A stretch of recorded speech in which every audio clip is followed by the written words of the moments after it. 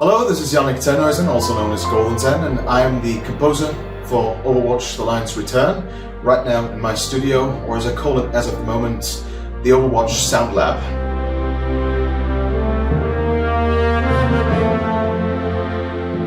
So Thomas and I go back a long way. We've started to collaborate many years ago when he sort of asked me to score his first short movie. And I was very happy to be on board, and basically that was a few years ago, and we've worked together ever since. So he always came back to me, which is always very flattering, and there's a lot of fun when some things that you do, leads to something substantial, that you have a sort of a work relation for many years, and it also grows into friendship, which of course is very nice to have, and especially further along the way when you work together often. You kind of get to know each other, and because when you work on a creative project, it can cause tensions because, for example, the filmmaker has a point of view. I, as the composer, have a point of view, and sometimes those clash. And when you know each other well enough, and if you have had some sort of friendship in the past, then it gets easier to work things out.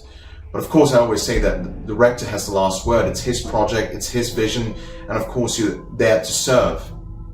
And one day he asked me, I would like to do some sort of a bigger project, also a short movie, but on a bigger scale, with props, with visual effects, with all sorts of things that just make a great movie.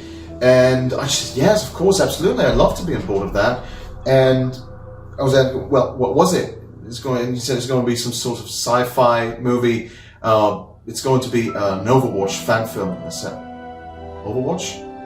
Now, I was remotely familiar with the material. I saw some footage online, and I've heard some of my friends talk about it, but I was not really familiar with it that much that I knew what I was into. And he showed me a couple of tracks from the soundtrack, the different clips from the animated series. And I sort of listened to it and had a good idea of what he was asking of me, because I said, you know what, I gotta listen to it first, because maybe you ask something of me that I can't deliver. And I listened to it, and I think I just basically said, let's wing it, let's just do it. I mean, I'm sure I can come up with something.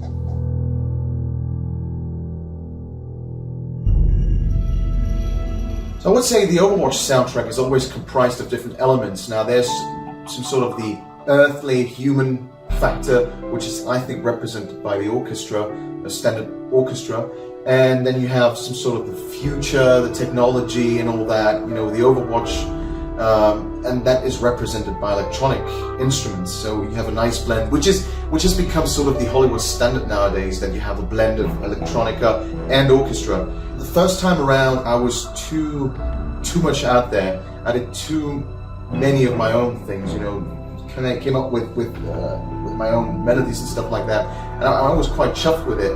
But I then sent it to Thomas, and he basically replied to me, it's a great effort, but this is a short movie, and we need to transport or just convey as much Overwatch feeling and as much Overwatch atmosphere as we can, also through the music.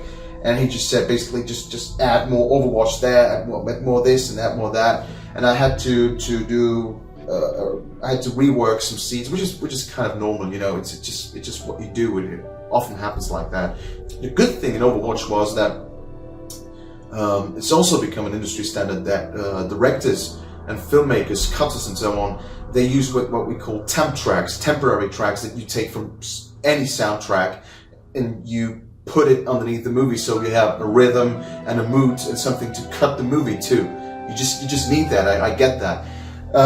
However, there's a little bit of danger in there, because it can happen very quickly that the people who are working on the movie, they get sort of accustomed to that picture combined with that piece of music, and it's then, as a composer, very hard to sort of persuade them to anticipate or to kind of embrace something new. You can do something completely new, or you can try to basically cover what's there.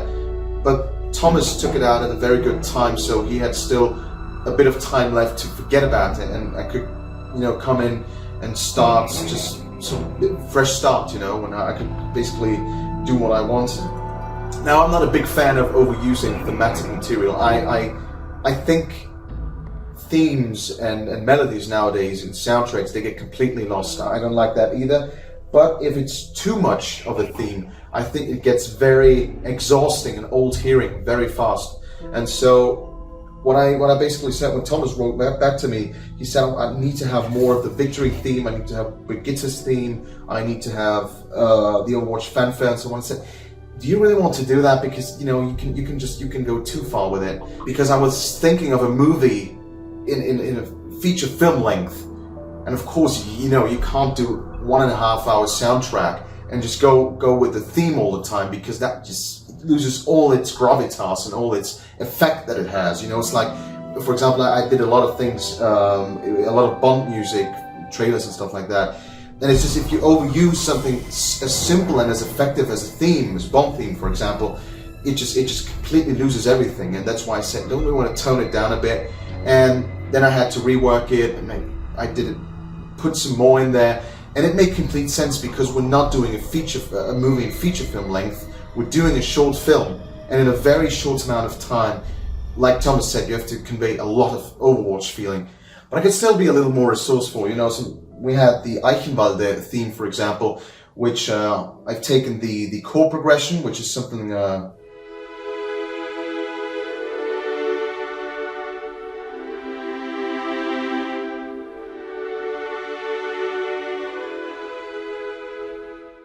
And then you put other melodies or something. You just take that chord progression to have something that reminds you, and that fans go like, oh yeah, I know that thing. But you do something else on top of that. You add another counter melody, you add another melody, other instruments, and instantly you have something new still. And then of course, the thing that I love to use most was the Overwatch victory theme, which is a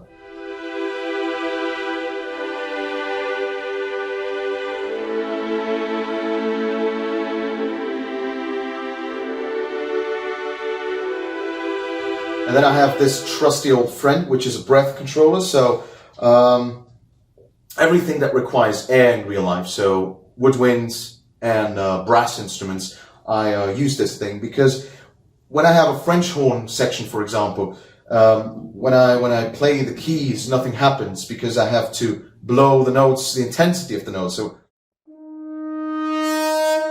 all right.